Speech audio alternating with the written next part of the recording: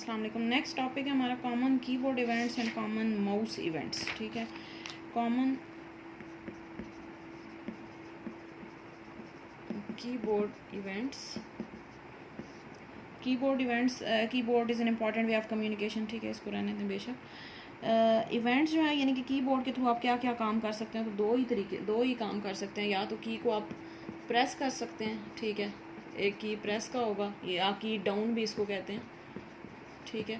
और जो दूसरा होता है वो है की रिलीज़ या की अप। ठीक है, तो दो ही होते हैं ना कीबोर्ड से, या तो आप की को प्रेस करेंगे या उसको रिलीज़ करेंगे, छोड़ देंगे। तो दो तरह के इवेंट्स हैं। ठीक है, की press event when the user presses any की इन द कीबोर्ड। ठीक है, जब प्रेस करेंगे तो इसका मतलब है वो की प्रेस इवेंट है। अब इसको लिखेंगे कैसे? आप इसको लिखने का एक स्पेसिफिक तरीका है, ये आपने याद करना होगा कि प्राइवेट सब वही जैसे आप लिखते हैं कमांड 1 डॉट क्लिक, तो ये बिल्कुल वैसा ही है।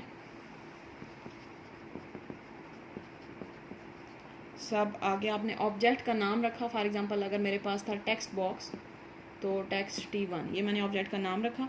अंडरस्कोर की प्रेस, ठीक है। और आगे आप लिखेंगे जो भी की है। फॉर एग्जांपल इन्होंने लिखा हुआ है की ASCII एज इंटीजर, ठीक है। अच्छा, अब ये हम आप पहले कहीं अब फर्स्ट ईयर सेकंड ईयर में अगर आपने कंप्यूटर पढ़ा है तो उसमें ये आपने पढ़ा होगा कि ये जो ASCII कोड होता है, ASCII कोड, ये आपके पास जितनी भी अल्फ़ाबेटिक कीज़ हैं या जितने भी आपके पास डिजिट्स हैं, उनका एक कंप्यूटर में उनको ट्रांसफॉर्म करने के लिए, कंप्यूटर में कन्वर्ट करने के लिए उनका एक ASCII कोड बनाया गया, ठीक है। शायद ये मैंने आपको बताया भी हो पहले। कैपिटल ए होता है उसका 65 है, स्मॉल ए है उसका 97 है, इसके अलावा 1 का जो है वो 49 है। तो इससे आगे आप अगर आपसे बी का पूछा जाए तो आप बता सकते हैं 66 होगा, स्मॉल बी का 98 होगा, 2 है तो 50 होगा, 3 है तो 51 होगा।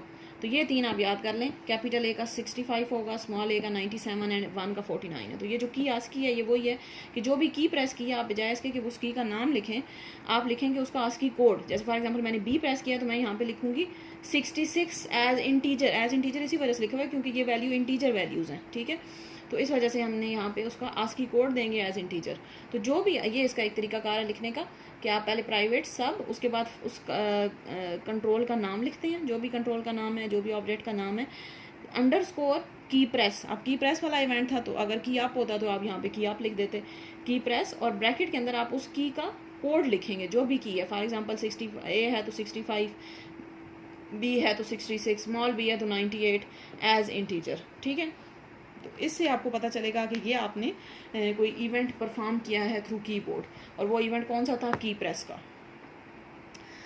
अच्छा, अब नेक्स्ट देखें की डाउन या की अप का। वो क्या होता है कि when the user presses a key, the action consist of 2 parts, key moving downward and the key moving upward. Key down जो होगा वो क्या होगा? Occurs when the key is being pressed, and the key up का मतलब है occurs when the key is being released, ठीक है। तो दोनों की आप अलग अलग बना सकते हैं, की रिलीज़ और या की अप, ठीक है। की डाउन इसी तरह से जैसे आपने ये लिखा है प्राइवेट सब, आगे उसका ऑब्जेक्ट का नाम लिखेंगे, आगे जैसे की प्रेस लिखा है तो यहाँ पे आप की डाउन लिख दें, ठीक है, की डाउन, और आगे उसका की कोड लिखेंगे एज इंटीजर, और आगे इन्होंने शिफ्ट एज इंटीजर भी लिखा हुआ है। ये इसलिए लिखते हैं contains an integer value showing if the control shift alt value. यानी कि ऐसे भी हो सकता है ना कि हम कम्बिनेशन कीज़ प्रेस करें, कंट्रोल या आल्ट या शिफ्ट, ये 3 कम्बिनेशन कीज़ अगर आप प्रेस किए हैं, यानी कि आप ऐसे भी करते हैं। फॉर एग्जांपल आप सेव करने के लिए कंट्रोल प्लस एस प्रेस कर दें, यानी कि एस भी प्रेस किया और शिफ्ट कंट्रोल भी प्रेस किया, तो फिर उन दोनों को आप लिखेंगे। अगर आपने सिर्फ एक ही प्रेस किया तो फिर ये आगे जो शिफ्ट एज इंटीजर वाली बात है आप बेशक ना लिखें, ठीक है। तो ये इन्होंने इनके भी बताए हुए हैं। अब जैसे फॉर एग्जांपल मैंने प्रेस किया कंट्रोल एस, ये मैंने प्रेस किया है, ठीक है, या चलें एस तो काफ़ी आगे चला जाता है, कंट्रोल बी प्रेस किया है, ठीक है। तो उसके लिए जो मेरी स्टेटमेंट होगी वो होगी प्राइवेट सब की डाउन, ब्रैकेट के अंदर आप लिखेंगे जो भी मेरे पास की कोड था। फॉर एग्जांपल अब बी का कोड, ए कैपिटल ए का 65 था तो बी का हो जाएगा 66 एज इंटीजर, और आगे है शिफ्ट। अब मैंने कंट्रोल, आप देखें इनके भी आगे वैल्यूज़ दी हुई हैं। 1 जो है वो शिफ्ट के लिए यूज़ होता है, 2 जो है वो कंट्रोल के लिए है, 4 जो है वो आल्ट के लिए है, एंड 0 है नो स्पेशल की, यानी कि अगर कोई नहीं प्रेस की तो फिर आप 0 डाल दें, नो की प्रेस्ड, स्पेशल की प्रेस्ड, ठीक है। अच्छा, अब मैंने प्रेस की थी कंट्रोल, तो अब कंट्रोल का क्या है 2, तो मैं यहाँ पे 2 एज इंटीजर डाल दूँगी। अगर मैंने सिर्फ प्रेस किया होता बी तो फिर मैं 66 एज इंटीजर और यहाँ पे लिख देती 0, क्योंकि कोई स्पेशल की नहीं थी तो फिर 0 लिख दिया, ठीक है। तो ये जो है वो इसको की डाउन या की आपका इवेंट होता है, ठीक है। इनको लिखने का तरीका है, इनको बस आपको इसका जो है वो सिंटैक्स आना चाहिए, और सिंटैक्स बिल्कुल वैसा ही है जैसे आप प्रोग्राम स्टार्ट करते हुए लिखते हैं, प्राइवेट सब कमांड 1 क्लिक, तो बिल्कुल वैसा ही है, बस थोड़ा सा इसमें वहाँ पे आप बटन के ऊपर कर रहे थे, यहाँ पे आप की के ऊपर कर रहे हैं, तो इस वजह से की डाउन, की आप, की प्रेस, इस टाइप के इवेंट्स आ जाते हैं, ठीक है। अच्छा, नेक्स्ट आप देखें कॉमन माउस इवेंट्स के, माउस में क्या क्या इवेंट्स हो सकते हैं। जैसे अब पहला इवेंट है कि माउस के थ्रू आप क्या क्या कर सकते हैं, क्लिक है, डबल क्लिक है, ठीक है, माउस डाउन है, यानी कि माउस को आपने प्रेस किया हुआ है, ठीक है, माउस अप, यानी कि जो माउस का बटन है उसको आपने छोड़ दिया तो माउस अप हो जाएगा, माउस मूव हो सकता है, ठीक है। तो ये हमारे पास जो है वो कॉमन इवेंट्स है माउस के। क्लिक है कि माउस को आपने क्लिक किया हुआ, डबल क्लिक यानी कि 2 दफ़ा प्रेस किया तो डबल क्लिक हो जाएगा।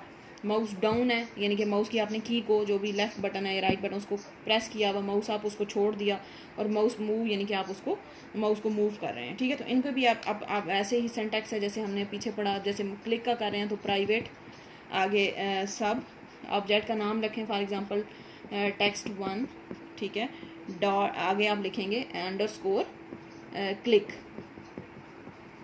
ठीक है, या डबल क्लिक, या माउस मूव, या जो भी आपने किया हुआ है, ठीक है। तो ये इस तरह से आप कर सकते हैं, ठीक है।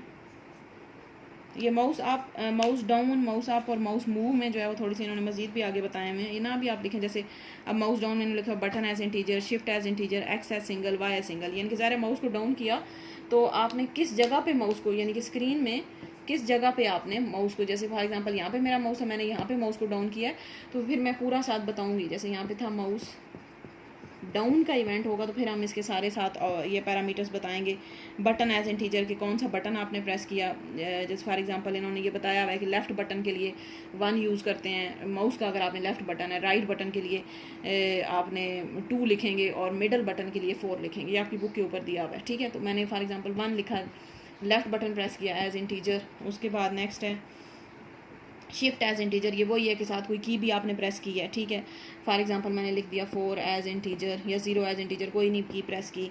आगे X as single, Y and single, ये थोड़ी डिफरेंट चीज़ है। इसका मतलब है कि उसके कोऑर्डिनेट्स क्या है कि कहाँ पे आपने, अब जैसे फॉर एग्जांपल ये एक्स कोऑर्डिनेट है इस तरह से, और ये वाई कोऑर्डिनेट है, तो किस जगह पे आपने, तो ये आपको वैल्यू आपको वहीं से पता चलती है। आप कुछ भी यहाँ पे फॉर एग्जाम्पल मैं लिख दिया 260 एज इंटीजर, एंड वाई की मैंने लिख दी 261 एज इंटीजर, ये वाला एक्स कोऑर्डिनेट होगा और ये वाई है। तो ये एक्स की तरफ से कहाँ पे है स्क्रीन पे, और वाई की तरफ से कहाँ पे है ये स्क्रीन पे, तो इसको हम कहेंगे कि ये हमारे पास इसकी एक्स और वाई के कोऑर्डिनेट्स हैं, ठीक हो गया। बस इसी तरह माउस अप और माउस मूव में भी वही चीज़ें यूज़ होंगी, ठीक हो गया। नेक्स्ट है हमारे पास focus. Focus is a control with focus is a control that will accept the user's action. इसकी definition कर लें, got focus and lost focus. The focus determines whether the next action will takes place, ठीक है।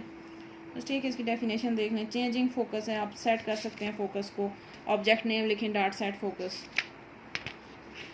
इसका मतलब है कि आपका जो भी ऑब्जेक्ट होगा वो आपका एक्शन रिसीव कर रहा है या नहीं कर रहा। अगर फोकस पे है तो इसका मतलब रिसीव कर रहा है, सेट फोकस, और अगर आपने उसको नहीं किया हुआ सेट हो तो इसका मतलब है लॉस्ट फोकस है, तो इसका मतलब वो आपको इस टाइम पे आपके एक्शन को रिसीव नहीं कर रहा, ठीक है।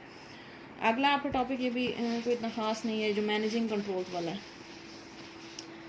कि आपने फॉर्म के ऊपर आप कंट्रोल्स को आगे पीछे मूव कैसे कर सकते हैं। जैसे कि एक फॉर्म आपने बनाया हुआ है, ठीक है, अब ज़ाहिर है इस फॉर्म के ऊपर आपके जो है वो बटन भी लगाया हुआ है, आपने टेक्स्ट बॉक्स भी लगाया हुआ है, कोई रेडियो बटन भी लगाया हुआ है, चेक बॉक्स भी लगाया हुआ है, तो इनको आप आगे पीछे मूव कैसे कर सकते हैं ये बताया हुआ है। सिलेक्टिंग, आप इनको मूव करना कोई इतना मुश्किल नहीं है, आप सिर्फ क्या करेंगे, इसको यहाँ से ड्रैग एंड ड्रॉप होता है, आप इसको यहाँ से ड्रैग करके जहाँ पे भी लेके जाना चाहें आप लेके जा सकते हैं, ठीक है। अब सिलेक्टिंग कंट्रोल में single control can be selected by clicking on it, उसके ऊपर क्लिक करके आप उसको सिलेक्ट करेंगे, सेलेक्ट, बस सिर्फ जैसे फॉर एग्जांपल मैंने इसको सेलेक्ट करना है तो मैं इसको ऊपर क्लिक कर दूँगी, इसको सेलेक्ट करना है तो इसके ऊपर क्लिक कर दूँगी। उसके बाद अलाइनिंग है कि आप इनको अलाइनमेंट हमने पढ़ी हुई है, लेफ़्ट अलाइनमेंट होती है, राइट अलाइनमेंट है। लेफ़्ट का मतलब है कि एक साइड पे लेफ़्ट साइड से सारे बराबर हो जाएंगे, यानी कि इस तरह से आपके कंट्रोल शो होंगे, ये लेफ़्ट साइड से आपके बराबर शो होंगे इस तरह से।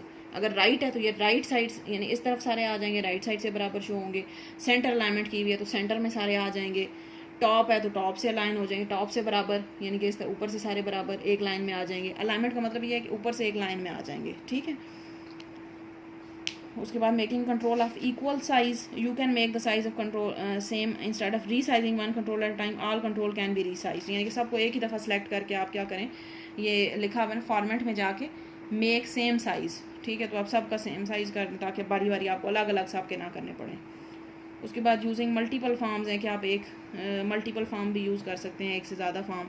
ये तो हमने देखा हुआ है कि आप एक प्रोजेक्ट के अंदर एक से ज़्यादा फॉर्म जो है वो ओपन कर सकते हैं, फॉर्म 1, फॉर्म 2, फॉर्म 3, एक प्रोजेक्ट के अंदर जितने चाहें आप फॉर्म जो है वो ओपन कर सकते हैं। इसका तरीका बताया हुआ है कि फॉर्म के ऑप्शन के अंदर जाके ऐड पे और ऐड फॉर्म पे क्लिक करेंगे तो मल्टीपल फॉर्म्स आ जाएंगे आपके पास, ठीक है। एक इसमें नेक्स्ट ये छोटा सा टॉपिक है, इसको देख लें, model and model less forms. Model less forms operates independently of the procedure that invokes it and the model form typically use the dialog box to get information। ये इनकी डेफिनेशन है। जो मॉडल लेस फॉर्म होगा वो independent होता है, यानी कि वो उसकी प्रोसीजर के ऊपर डिपेंड नहीं कर रहा, लेकिन जो मॉडल फॉर्म होता है वो हमारे पास उसकी जो भी इंफॉर्मेशन जो उसको डायलॉग बॉक्स के थ्रू या प्रोसीजर के थ्रू मिल रही है वो उसके ऊपर डिपेंडेंट होता है। तो ये ऐसी चीज़ें जो MCQs में पूछी जा सकती हैं, इनको आप जो है एक दफ़ा देख लें, ठीक हो गया। नेक्स्ट एक्सरसाइज के क्वेश्चन तो वही हैं। Right program that contains only a form, the caption of the form should display the position of mouse with reference to X and Y axes. तो आपने पोजीशन ऑफ द माउस वाले, अभी हमने mouse वाला event पढ़ा था, वहाँ से इस तरह के प्रोग्राम वैसे करने की ज़रूरत नहीं है आपने इससे ज़्यादा जो है वो टफ प्रोग्राम्स आगे किए हैं और वही वाले पेपर में आते होते हैं।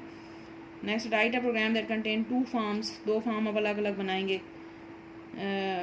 ठीक है। Right a program that contain a label of the form, बस ठीक है, इनको रहने दें बेशक, या इनके सोल्यूशन जो है वो आगे दिए हैं, उनको देख लें एक बार, अगर कोई चीज़ डिफ़िकल्ट लगती है तो उसको फिर क्लियर कर लें। तो यहाँ पे हमारा चैप्टर नंबर 3 कंप्लीट होता है। अब नेक्स्ट आपका फंक्शंस वाला चैप्टर है वो करेंगे, ठीक है। Thank you.